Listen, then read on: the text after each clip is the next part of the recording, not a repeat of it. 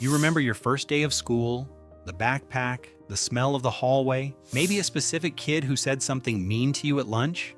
You've replayed that memory 100 times. It feels solid, real, reliable. Here's the problem. Almost none of it is accurate. Not because you're forgetful, not because you have a bad memory, but because of how memory actually works. And once you understand it, you'll never fully trust a single thing you remember again. We tend to think of memory like a video camera. You experience something, it gets recorded, stored, and when you need it, you hit play. Clean, accurate, reliable, same footage every time. That's not even a little close to what's happening. Memory is reconstructive. Every single time you recall something, your brain doesn't retrieve a file. It rebuilds the event from scratch.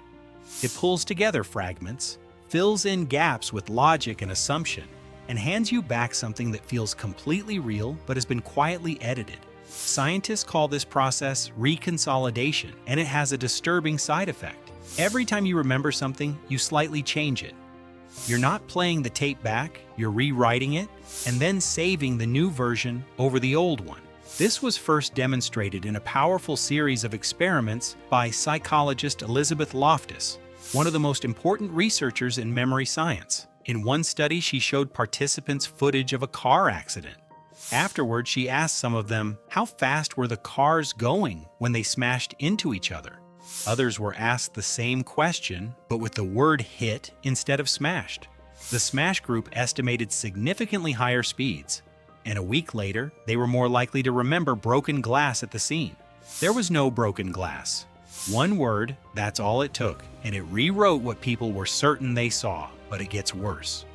Loftus also discovered that entirely false memories can be implanted. In a study called Lost in the Mall, participants were told 4 childhood stories, 3 real, 1 completely fabricated. The fake story described getting lost in a shopping mall as a young child. About 25% of participants not only believed the false memory, they added vivid details to it.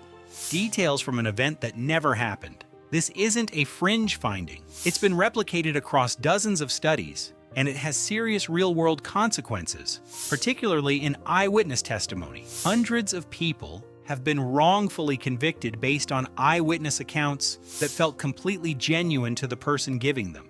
Now here's where it gets personal. Think about a core memory, a moment you're certain of.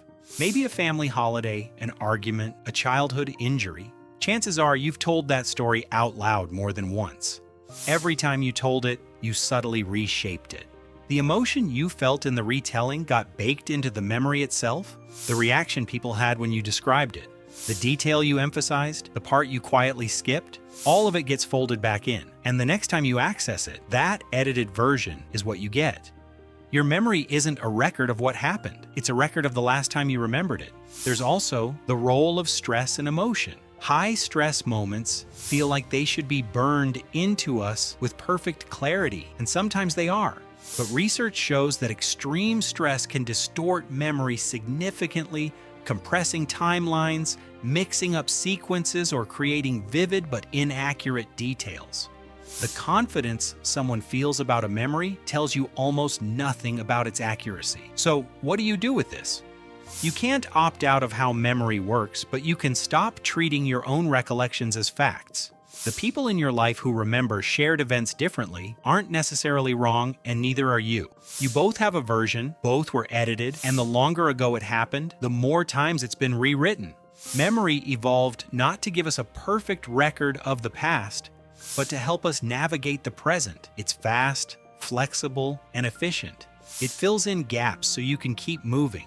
That's genuinely useful. It's kept our species alive. It just means almost everything you remember is, at least in part, a story you've been quietly rewriting for years. And somewhere in your head right now, there's a memory being edited. You just don't know which one.